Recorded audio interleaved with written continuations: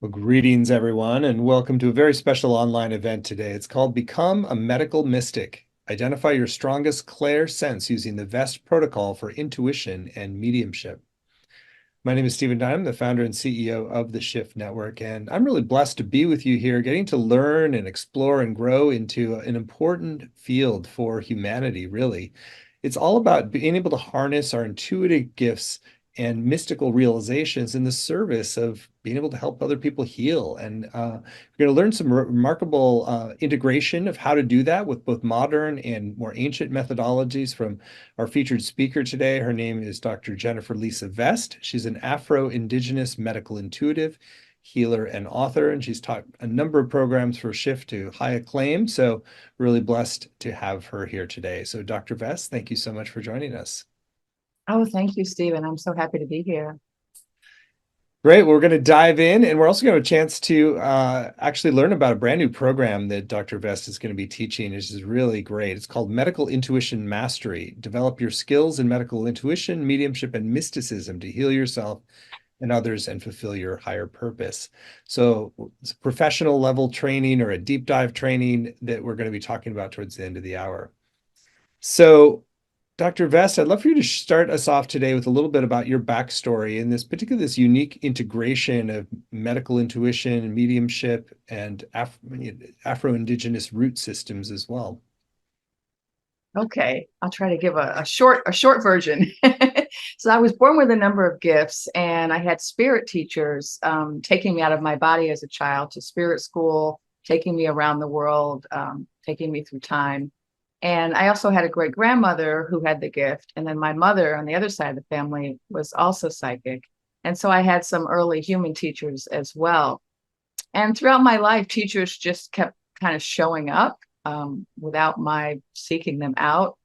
And in this way, I received training from healers in Jamaica, from healers in Trinidad, and I was also trained in the Lakota Sweat Lodge firekeeper tradition. And because I'm a mixed blood, I've been fortunate to have many ancestors guiding me in different traditions.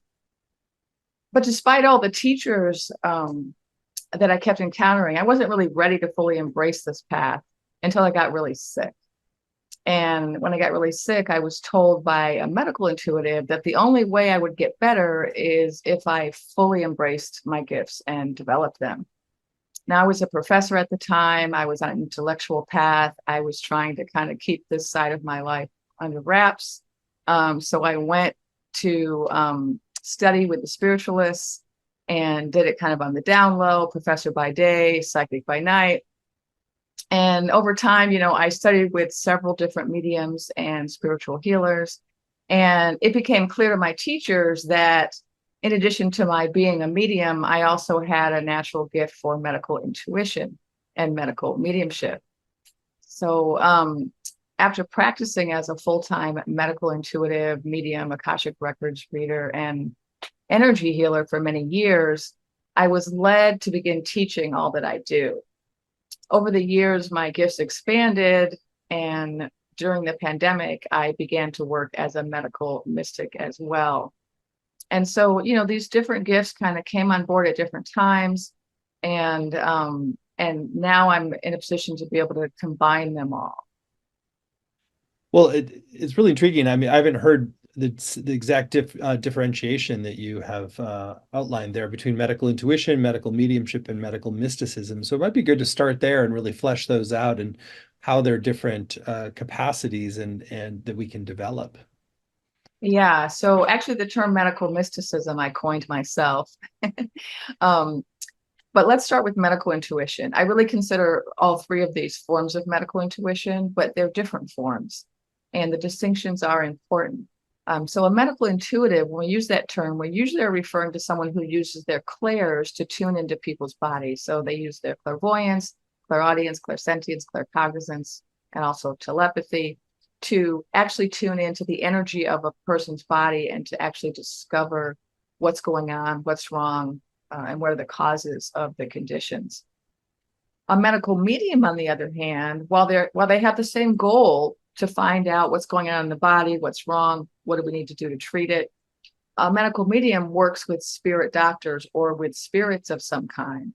And so the medical medium, instead of tuning directly into the body intuitively, will instead mediumistically communicate with a spirit.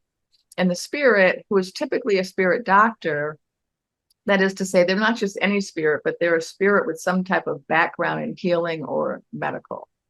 They could be an ancestor, or they could be just somebody who is a healer, who was a healer when they were alive. So, for example, I work with a healer called Hilarion, who was actually an ancient doctor. I didn't know who he was when he started working with me. I had to look him up. And so you might have a spirit doctor like that, who was a doctor or a healer of some type, a midwife. I've also had a great grandmother who was a midwife who works with me as well. And so when you're working with a spirit doctor of some kind, they're actually the ones that are identifying the problems in the body, and then they are just communicating it to the medium. So it's just a different way of working. Now, a medical mystic, I coined that term to address this kind of new way that I started working during the pandemic, where I was having these mystical experiences. And now, a mystical experience is where you transcend the physical, go out of your body, experience some type of oneness with something much bigger than you, some type of cosmic. It's really, ineffable, sometimes difficult to describe. But in some of those experiences that I had, where I was connecting with very large aspects of reality, or very large high-level beings, I was then being given information about health, but not the health of an individual, but the health of the whole planet.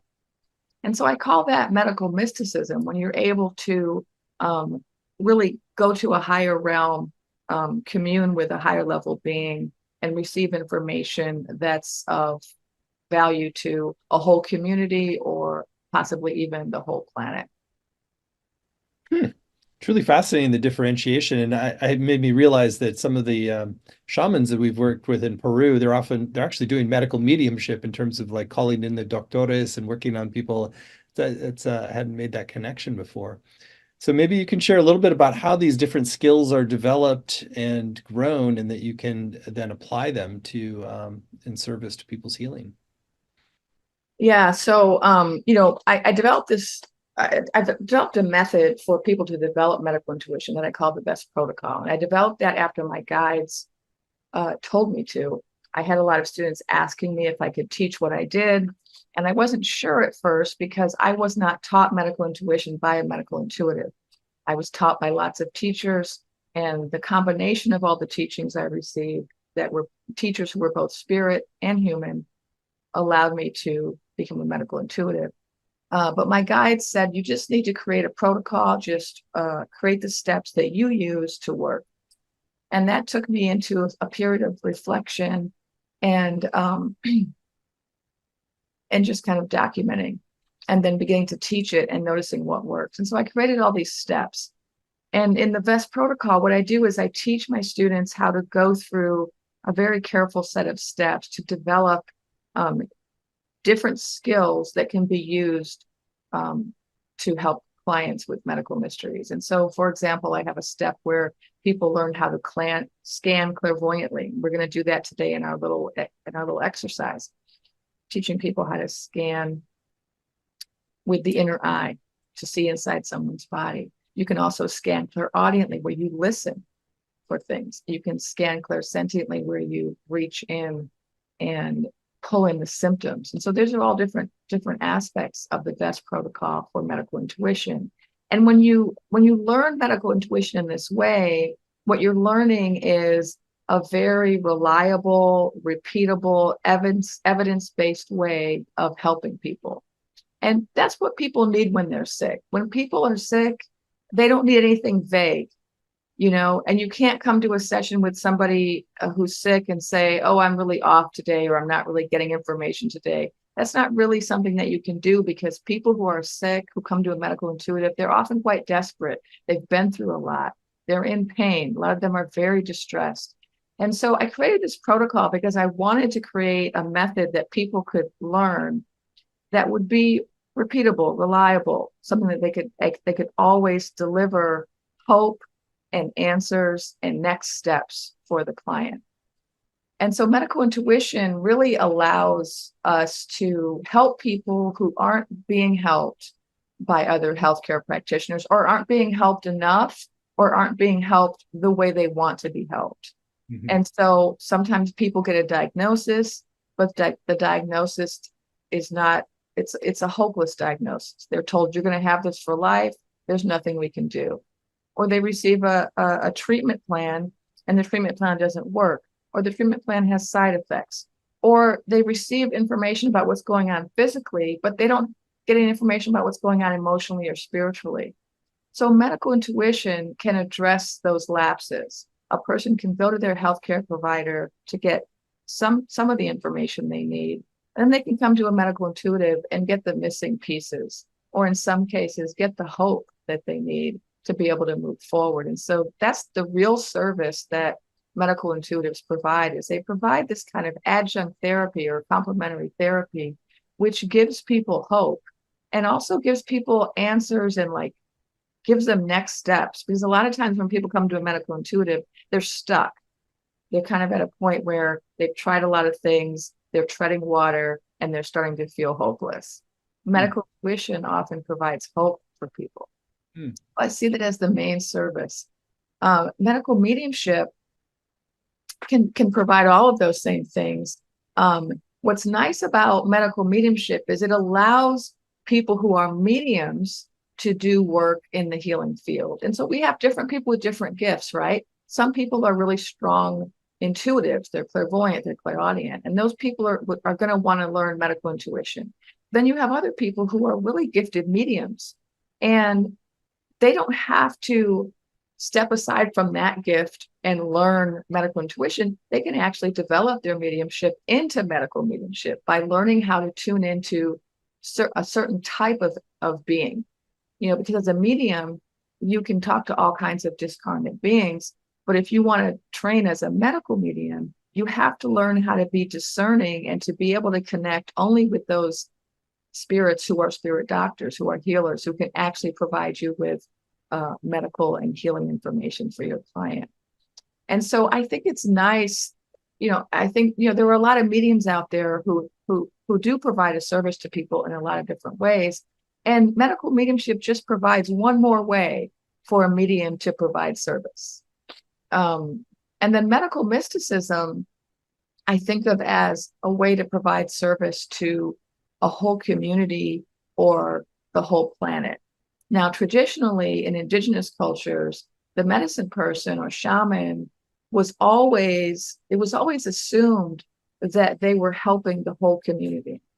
It was never just, oh, I'm helping the sick person.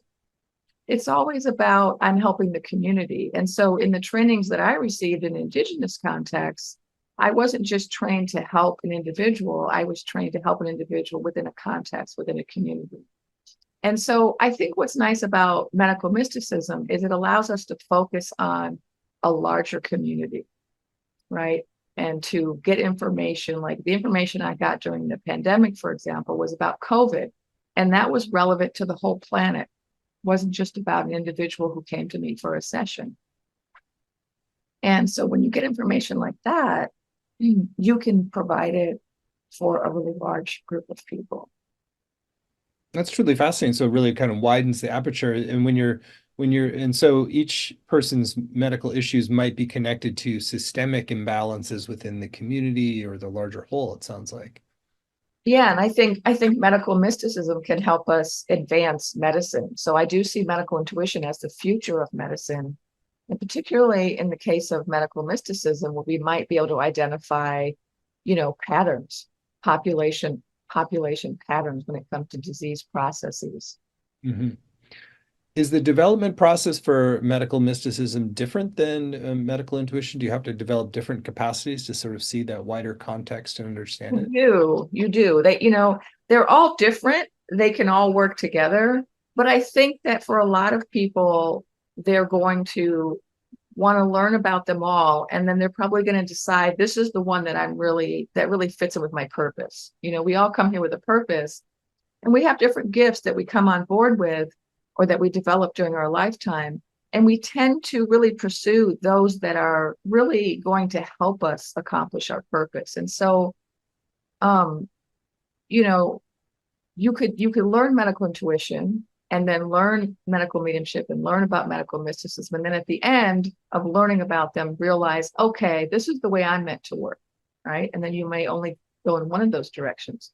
But yeah, with medical mysticism, you basically have to learn how to either, travel out of body, astral travel, have out of body experiences, learn how to move beyond the physical, learn how to merge your consciousness with other beings, whether it's plants or animals or the creator. And so it's a particular way of accessing wisdom. Mysticism is a way to access wisdom that's unique. And so yeah, when we're talking about learning how to develop as a medical mystic, we're talking about learning how to astral travel. We're talking about learning how to go into altered states. We're learning about going to the Akashic records. We're learning about oneness with nature, right? Whereas when you're studying medical mediumship, you're learning how to develop and fine tune your mediumship to be able to connect with these healers, with these medicine doctors and healers on the other side. So yeah. When you're starting to work beyond just individual level into some of these collective fields, and like with medical mysticism, are there a different set of ethics or different set of things that you have to kind of bear in mind when you're working in that way? Well, ethics is relevant to all three of these, to any form of medical intuition, because medical intuition, of course, ethics is important to all psychic and healing work, but I feel like it's especially important for medical intuition because you're dealing with sick people. You're dealing with people who are vulnerable, very vulnerable. And so there has to be a lot of attention placed on your interaction with the client and making sure that you are helping them and never harming them. And that requires really thinking ahead, asking yourself, if I give them this information, is it going to harm them or help them? Like sometimes we get information for somebody and it's not appropriate to share it with them. So let's say I find out that somebody has cancer. Is it, should I share that with a client? In our society, cancer is a really scary word, and we tend to associate it with death. And so a lot of people, as soon as they hear cancer, they start to imagine that they're dying. And of course, thoughts are things. And so if you start putting that into their mind that, oh, I might be dying, that's going to accelerate the progression of their disease. So we have to be very careful with language. That's one of the ethical concerns. How are you speaking about things? What words are you using? Are you finding a way to say things that are going to help the client to kind of move forward on their healing journey, and make sure that you don't say anything that's going to, accelerate their illness or create them so much distress that they can't really get on their healing path. And then there's also confidentiality issues, of course, with these modalities. Now, medical mysticism, of course, if you're dealing with a huge community or the whole population or the state of medicine, then of course you have even more responsibilities, because now what you're saying could impact a larger number of people. If I say something to an individual and it's wrong, I impact one person or maybe that person and their family, right? But if I say something wrong about an entire, demographic or an entire health trend, that could negatively impact, millions or billions of people. And so there's a greater degree of responsibility, right? If I receive information that's about, so for example, when I was receiving information about the coronavirus back in 2020, I didn't give all the information I got. I was giving it on a podcast. I didn't give it all because I had to always ask myself, what are the possible negative repercussions of my saying this? And an ethical healer is always going to ask that question before they deliver information. Is this information that I received, does it need to be delivered? And how does it need to be delivered? And am I sure it's going to help and not harm? These are the questions we have to ask ourselves. And yes, the more people you're working with, the greater the responsibility and the more careful you have to be. Makes total sense. Appreciate that ethical commitment. Let's talk about a little bit more about the medical mediumship and how to actually grow and develop that skill set. It sounds like it doesn't really require as much actual knowledge of the human body. Yeah, it doesn't. That is one of the benefits. Although a medical intuitive of any kind can work without any knowledge of the human body, it's just harder. So I always tell my students, make it easy on yourself, learn some anatomy. When I started out, I used to see inside people's bodies, but I didn't know what I was seeing. So then I would look at what I was seeing, and then I'd have to go open up an anatomy book and compare what I was seeing to what was in the anatomy book and try to figure out what organ is that or what part of what organ. And that was a slow process. Once I learned some anatomy, it was a quicker process. And so you can learn anatomy intuitively, or you can learn it through a book. And either way, it's going to make you a more efficient medical intuitive who's able to get information, more quickly. Now, as a medical medium, you don't actually have to know any anatomy if your spirit doctor is an excellent communicator.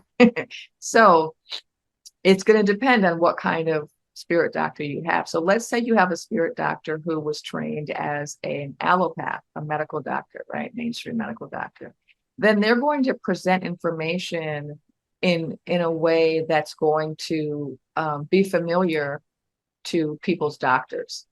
And so that could certainly be a benefit if you have a spirit doctor who says this person has cirrhosis of the liver. Well, that's really easy to translate into, okay, go tell your doctor to give you a test for cirrhosis of the liver. Versus, let's say I'm working with a spirit doctor who is a healer, an herbalist, say, and they are not necessarily giving me information in medical terms, but they're saying, oh, this person has and too much heat in the liver. And because they have too much heat, they need to pursue this treatment. So that would be a very different type of information. You might have a spirit doctor who is a traditional Chinese doctor who's going to give you information about, hot and cold and different, yin yang, different balances, however they're described in that tradition, or an Ayurvedic doctor might describe things in that way. But in all those cases, you don't, as the medium, have to know those medical fields. You don't have to know them in order to receive the information and to deliver it. You just have to be a really good medium. You have to be very good at discerning what the spirit is saying and then delivering the message. So as a medical medium, what you have to do is develop your mediumship to a high level, and you have to develop it in a way that's evidential. So, with medical intuition, we have to be accurate about, a large percentage of what we give in order for it to be actionable. And so as a medium, you have to be an evidential medium. You have to be somebody who can get information that can be tested and found to be right or wrong, which is different from a medium who just, say, talks to people's spirit guides and says, oh, I have a spirit guide here, or I have a grandmother here who wants to tell you that they love you and wants to give some loving messages. That's not evidential.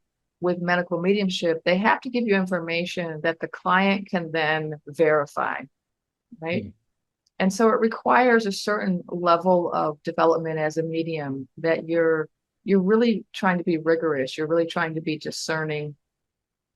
And you're really trying to, one of the things I teach people do is, ask certain questions. There's a schedule of questions that you can ask to establish that you're speaking to the right spirit and that the spirit has the type of information that you need. And so these are things that you can do when you're developing as a medical medium that you might not do if you're just developing as a medium. But as a medical medium, there are these extra steps that you can do in order to really kind of refine the work so that it's actually of value for a client who has a medical mystery. I wonder if you can just paint a picture of like how you integrate these in a kind of unique way, a more of a hybrid healing approach that also integrates more traditional elements from indigenous modalities. Yeah, so I always teach in a hybrid way because that's how I've been trained. And while I can't teach my students to be Indigenous healers, I can teach them to be healers who are informed by Indigenous practices. And that's what I try to do. I bring in those aspects of traditional training, which I think can be incorporated outside of a traditional setting. So, and so that requires, kind of a hybrid approach. So let's say, um, I was trained in Trinidad by healers who worked with music and dance and herbs, right? Chanting, drums. Now, I'm not teaching that, in my medical mastery class. I'm not teaching how to recreate that entire ceremony. But what I can do is I can bring elements from that tradition and then combine it with the modern setting. And so today, a lot of medical intuitives, where they work, and this is also the way I work, is we go into a space and we have a client and we're indoors, right? We're not outside. We're not in nature. We don't have a community around us. We don't have somebody playing the drum. We don't have the place filled with, we're not dancing, right? But what we can do is we can take certain elements. And so I teach my students how to work with those elements, like how to work with music. You can bring in music, you can bring in, YouTube videos or solfeggio frequencies that have a similar impact as what you see in an Indigenous ceremony. They affect the brain state, right? We can bring in herbs, we can smudge, we can burn certain herbs in the client session. We can communicate with the plants and work with plants as allies. We can work with animals as allies and rocks or crystals as allies in our session. And so I'm able to bring in some of those indigenous and traditional indigenous components of a healing ceremony, but then bring it into this context where we're working inside one-on-one in an hour session or a 2-hour session, right, with somebody who's on the clock. And so, that's what I do is I bring in the elements that I think can be translated into this context. And I think that really enriches the experience for the client. Clients really, they may not know that's what they're seeking, but they really do benefit from having those other elements. We're used to going into doctor's offices where everything is white and there's no color and there's no music and there's no and there's no plants. And we're used to that sterile environment, which is good for some things. But a lot of people really need the beauty and the kind of consciousness shifting impact of these other elements. And so this is also what I teach, is how people can bring those into their practice. Mm. Makes sense. Well, it's really rich, like how all these different perspectives weave together and skills weave together to really create healing. And I know you want to take us in a little bit of a taste of how this can happen and for people to give a chance to experience their own skills more. So you want to do that now? Sure. So I have a fun activity for people to do. It's going to give you a little peek at the best protocol by allowing you to do the first couple of steps of the protocol. It will start with a meditation and then a physical self-inventory, an emotional self-inventory, and then a practice scan. So you're going to want to get a piece of paper and a pen handy for this exercise.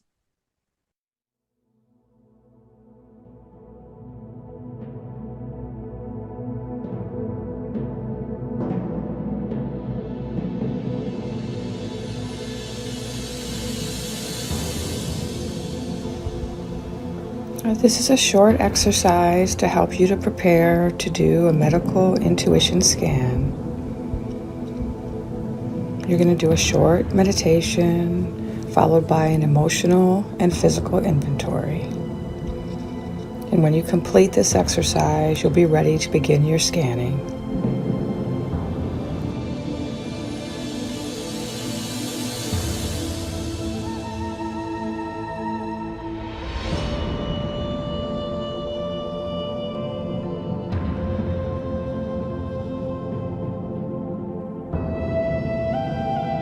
Take a few nice deep breaths. When you're ready, close your eyes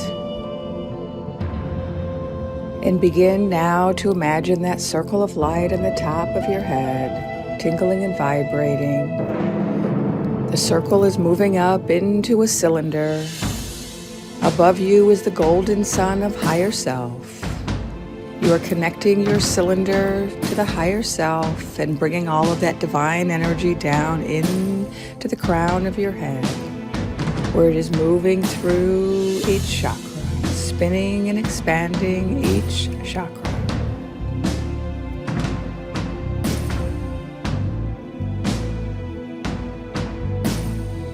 Just envision each chakra spinning and expanding in the appropriate color. And when you finish with all the chakras, move the energy down into the ground, reaching down into Mother Earth, connecting with the crystal core and releasing all that does not serve you. Releasing all the energetic debris from your aura into Mother Earth. You then take the circle of light around your body, expanding it out. Now immerse yourself in that divine source energy from higher self and your connection to Mother Earth, expanding your aura out.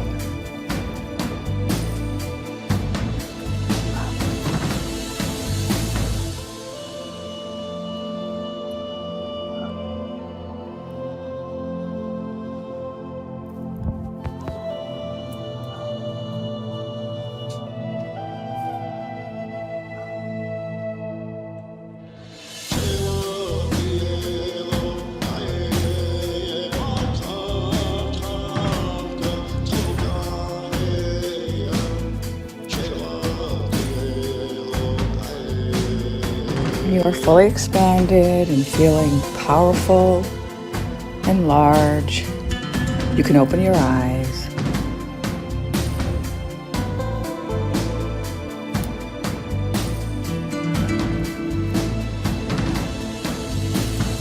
Now in your expanded state, it's time to do some self-inventories. You're going to scan down your body, scanning down for any physical discomfort. And then make a note of each thing that you find. If you're cold, if you're hot, if you're tired, if you're feeling anxious or sad, make a note of it.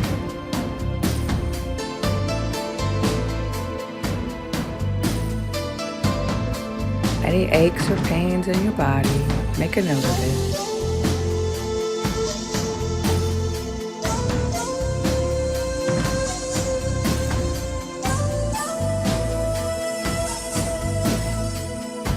Try to notice those discomforts that you tend to tune out.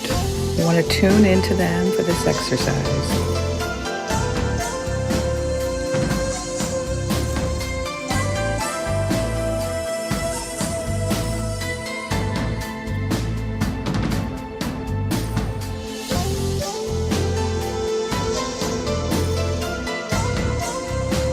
You're scanning all the way down your body, noticing every little thing. And you can repeatedly scan down your body, searching out for any problems to be aware of. Tightness in the muscles, any kind of gurgling in the stomach, hunger, stiffness, numbness.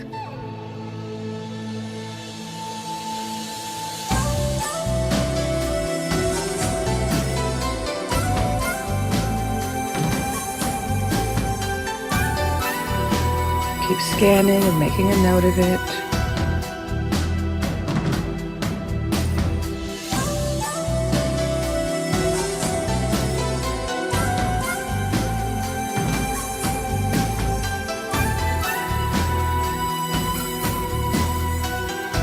You might even identify areas that you weren't aware of.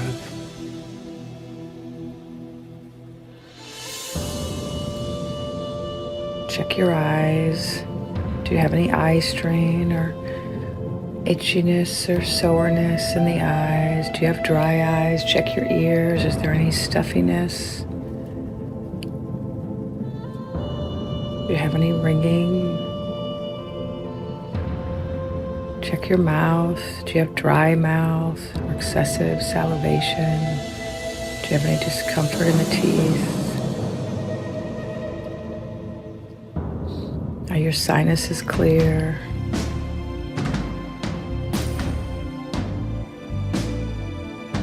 Do you have any excess swallowing? How is the neck?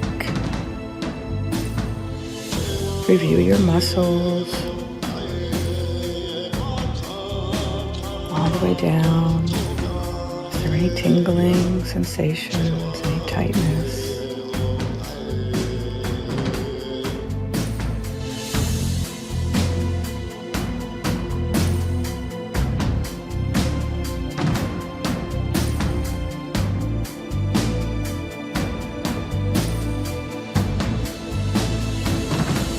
And just keep scanning in this way until you've identified anything and everything in your body which is of concern, and make a note of it.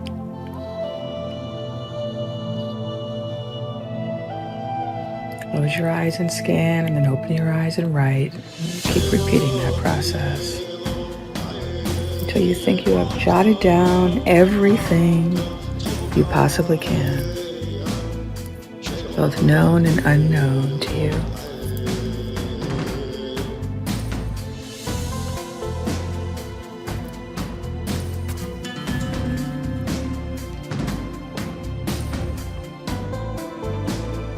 When you've completed this process, it's now time to do an emotional scan. You want to tune into your feelings and notice how you're feeling, not just now, but also over the day, the course of the day. How have you felt over the last 24 hours? Just do a quick review in your mind of all the feelings you've had. Any irritations, frustrations, note them down. Any anger, any joy, happiness, jot it down. Excitement, fear, envy, confusion.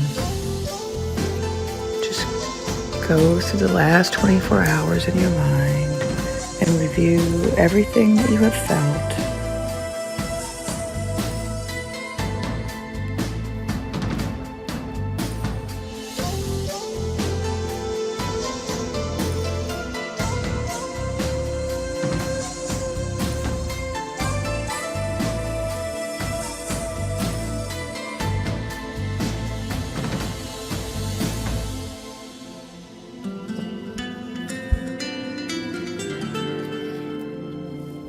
If you have a list of emotions, you can scan down it and check off those that you remember feeling during the last 24 hours. Did you have loneliness, compassion? Were you calm? Were you embarrassed? Did you feel ashamed? Did you feel pride?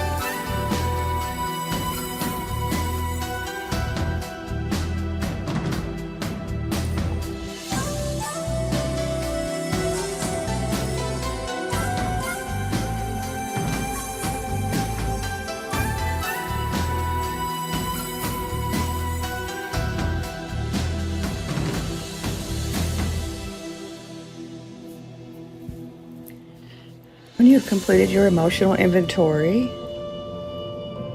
you are ready to begin the session.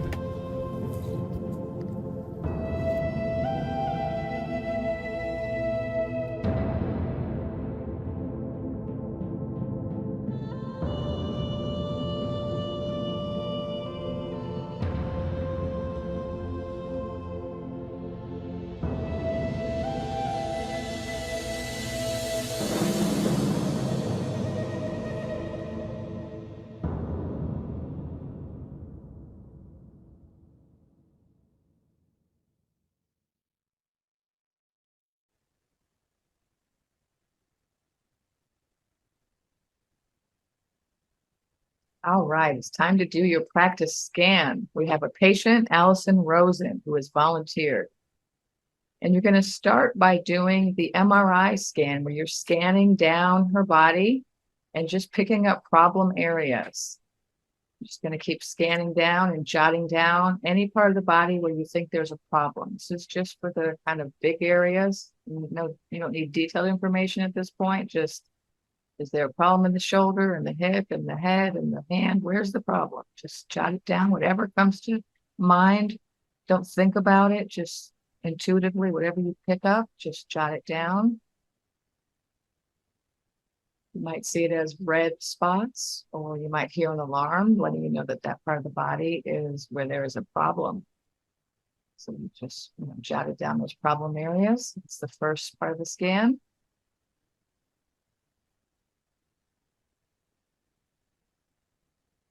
And now we're going to zoom in. So wherever you found a problem, zoom in to that problem. Pretend you have a telephoto lens and you're going to see, can you see something more specific in that area? Can you see an organ? Can you see a bone? What can you see? If you tune in and kind of zoom in to the problem areas you found. Now we're going to do a system scan. This is where you're looking just at the skeletal structure. Are you picking up anything about the skeletal structure? If you're just tuning into the skeleton, there's a list of areas. Are you picking up anything in the skeletal structure? Whatever you got, just write it down. And we're working fast because you don't want to think about it. You don't want to second guess. Now we're going to do a muscle scan. Is there anything in the muscles that you're picking up? Just the first thing that comes into your head. I see there's a part in the glute. There's a part in the thigh. What, do you feel anything or sense or see anything in any part of the muscles? Just jot that down. Now the reproductive system. I'm just going to scan through the reproductive system. Do you pick up anything in any part of the reproductive system? Just quickly jot that down.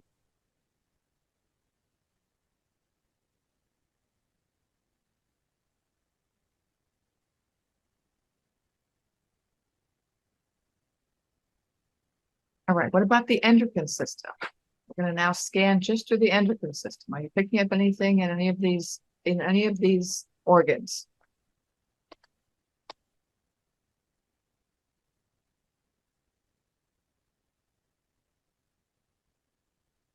And you can also zoom in again at any time to any of the problems you've picked up if you want to get more details. Just write down more information that you're picking up. Symptoms, specific organs, specific sensations. If you get names, you're going to be listening as well as looking with your third eye. Are you hearing anything? Now we're going to do a claircognizance scan. This is yes, no, true, false. You're going to scan through this list and just feel whether this is true or false. Does the person have multiple sclerosis? Do they have ALS? Do they have thyroid cancer, etc.? Scan through the list and write down on your sheet of paper, true, false, yes, no. Which of these is true? Here's another list. Are any of these true? Does Allison Rosen have any of these conditions? It's going to be just a quick true, false feeling as you scan the list. I'll write down everything you have, everything you feel, everything you see, everything you hear. And now here are the answers. See if you got anything right or if you got everything right. All right, main problem areas. I've circled the main problem areas on her body, so you may have had the same circles on your paper. Skeleton, we have problems in the cervical spine, the thoracic spine, and the right knee. So if you got any of those areas, you got that right. She has a fused spine, 75%. System scan for reproductive, we have a breast cancer survivor.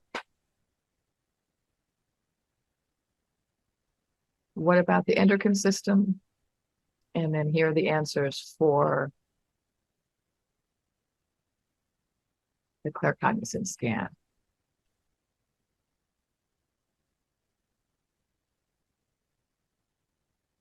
And here are some minor issues in case you pick these up.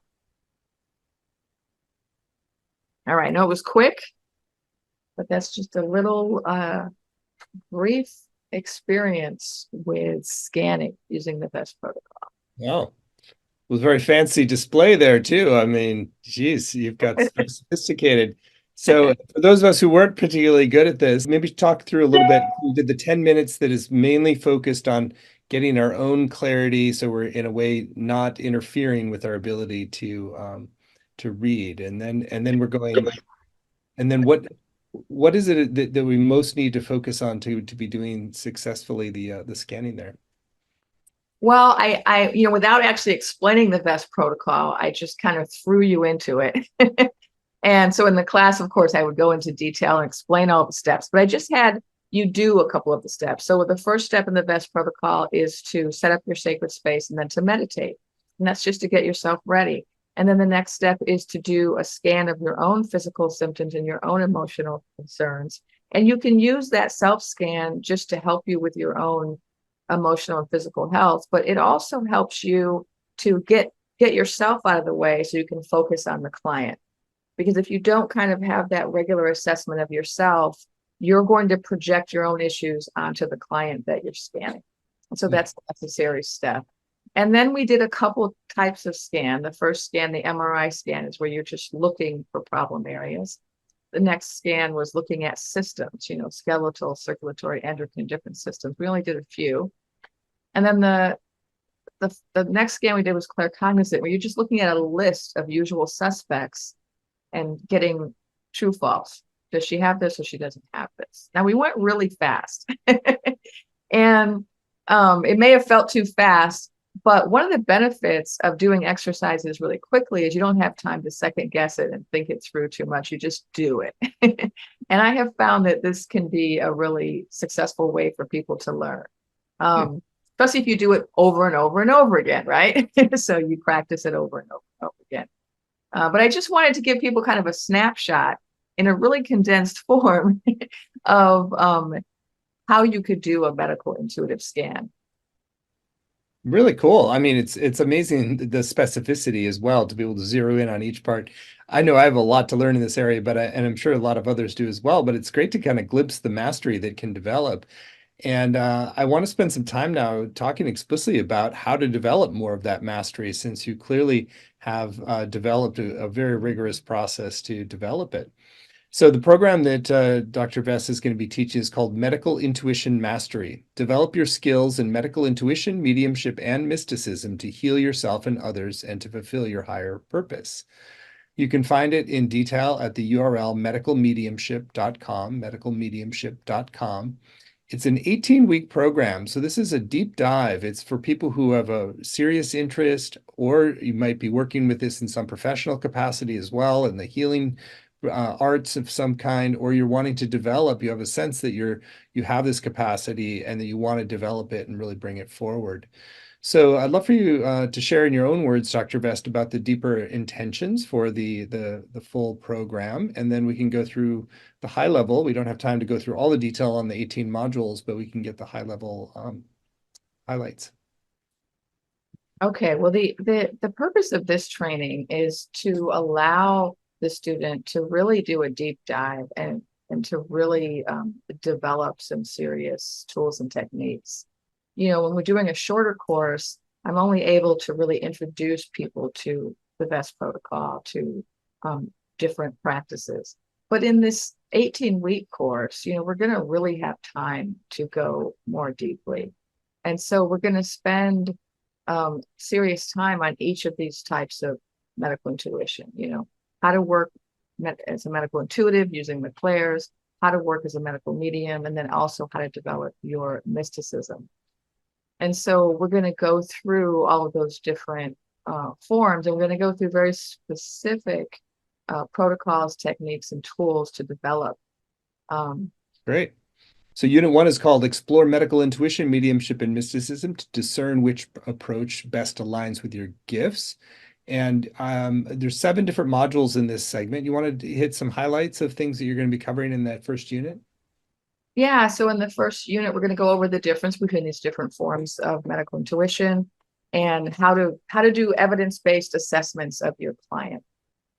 We're also going to talk about how to communicate safely with the other side and how to understand some of the indigenous roots of this work, and to get clear about the goals of each session and how you want to work, how to work with spirit beings, how to identify spirit doctors, and how to combine medical intuition and medical mediumship together to really increase your accuracy. Great. And then so Unit 2 goes into broaden your skills with the wisdom of global spiritualism, the Akashic records, archangels, incarnation guides, and more.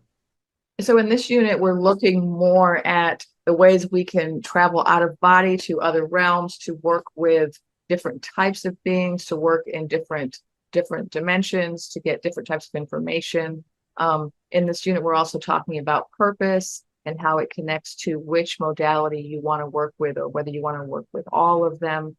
We're going to look at trauma release, spirit release.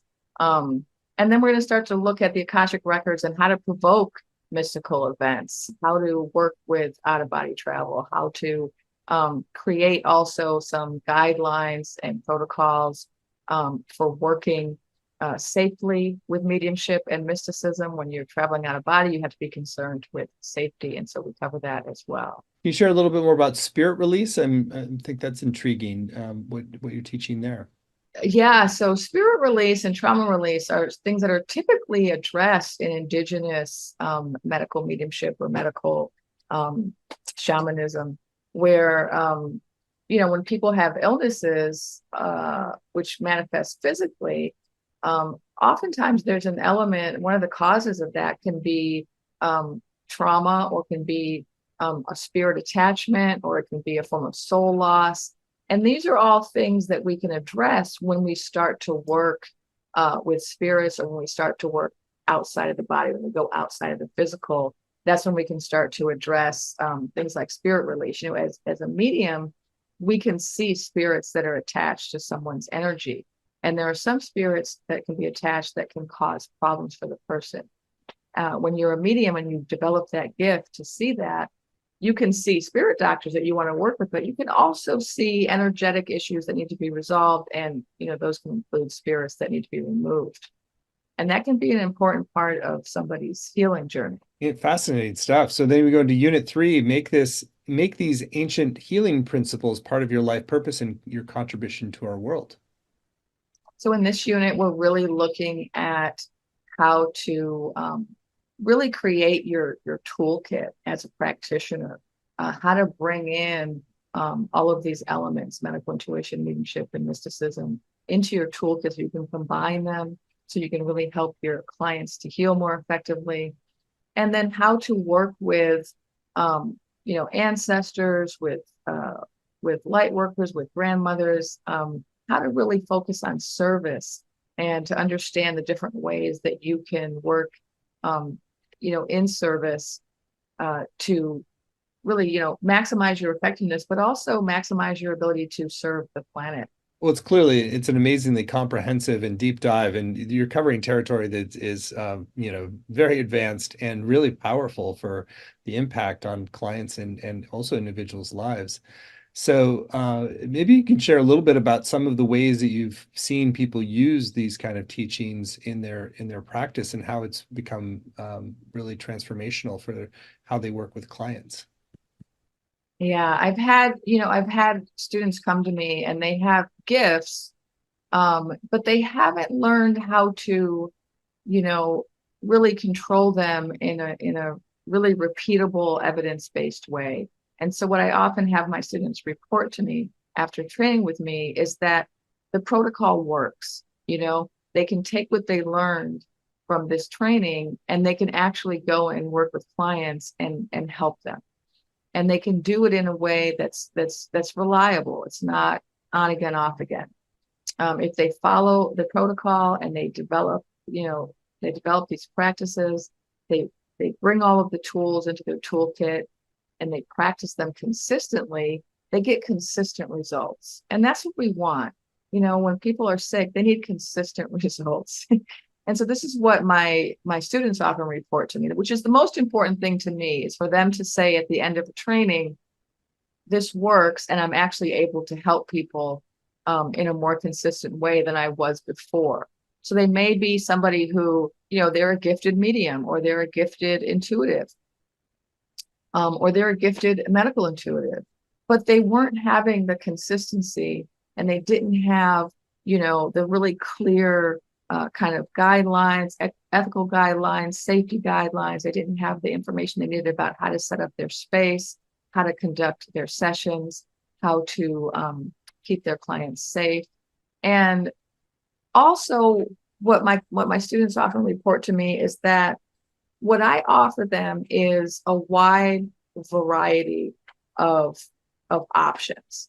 And so, I expose them to, how do you work as a medical medium? How do you work with spirit doctors? How do you work with spirit release? How do you work clairvoyantly? How do you work clairaudiently? How do you work with out-of-body travel and with the Akashic records? And what it allows the student to do is to figure out which of these tools, are best for them to work with. And because they've been exposed to so many tools, they have really, so many modalities at their fingertips that they can pick and choose from. What that does is it gives you kind of backups. Let's say one day your clairvoyance is not that strong, but the way I train people is we don't just rely on clairvoyance, we rely on clairaudience, clairsentience, claircognizance. And so if your clairvoyance is not strong one day, that's okay. Rely on one of your other gifts, right? Let's say you're a medium and you work really well with spirits, but then some days you don't work so well with spirits. Well, you can fall back on some of the intuitive techniques that I've shared. And so that's what students, tend to report back to me, is that because I provide so much information, they walk away feeling like they're really prepared to actually work with clients and be of service. Well, what a joy to be of service at that level and with this level of sophistication that you provide. So there's a guided audio meditation with Serena Baptista that's called Meet Me on the Bridge. It's also a video interview with Dr. Malidoma Somé from the Shamanism Global Summit. It's on ancestral wisdom and indigenous African spirit technologies. Really cool. Really preeminent. Love their work. Yeah, great work. And then there's also a special video interview from Gregory Shushin from our Beyond the Veil Summit. This is called The Next World, Extraordinary Experiences of the Afterlife. This is a special bonus you get when you sign up right away and until midnight tonight Pacific time, and gives you a little extra something to open your paradigm of what's possible of the experiences of the afterlife when you sign up right away. So this is clearly going to be an in-depth, rigorous, eye-opening, heart-opening, capacity opening journey. And we've kept it very accessible considering the level of depth. It's just 5 payments of $219, or you can save 10% when you pay in full with one payment of $997. The course is going to start August 8th and run Thursdays at 1 Pacific, 4 Eastern. But even if you can't make the live times, you can still get the full value with recordings, transcripts, in the community as well. It's really clear just from this hour together just how sophisticated, deep, and insightful Dr. Vest is. But people saying Dr. Vest was the exact teacher I needed. Such an insightful and deep, in-depth course will positively change everyone that takes it. Dr. Vest is amazing. So clearly there's a lot of very, very happy students who have gotten very powerful tools. And this is the deepest dive she's offered through Shift. So you're going to really get under the hood of how to work as a healer in the space in a sophisticated way, developing your different skills, balancing them, working different capacities so you can lean on different parts of your skill set when some of them aren't as online, and really just to get a very sophisticated understanding of how to be a healer who works with medical intuition, medical mediumship, and medical mysticism. So you're in great hands, and I know you're going to have a lot of revelatory insights and great practices if you choose to move forward. So again, it's all at medicalmediumship.com. So Dr. Vest, we're at the end of our time, but another couple minutes that you can, anything that's still on your heart that you haven't shared yet about the upcoming training and for people who are considering it. Well, I really invite people to, take the challenge of taking a course like this, where you're going to be called upon to engage so many gifts that you have and that you can develop, and where you're going to be called upon to really engage in a lot of exercises that will allow you to really hone your skills. If that's what you want, if you're ready to kind of up level your offerings, this is the course for you. Beautiful. Well, thank you so much, Dr. Vess. You're really such a profound teacher and a blessing to us all. So thank you for today, and thank you for this upcoming program, which again is at medicalmediumship.com, and you get the special bonus from our Beyond the Veil Summit when you sign up by midnight tonight, which is called The Next World: Extraordinary Experiences of the Afterlife. So thank you so much.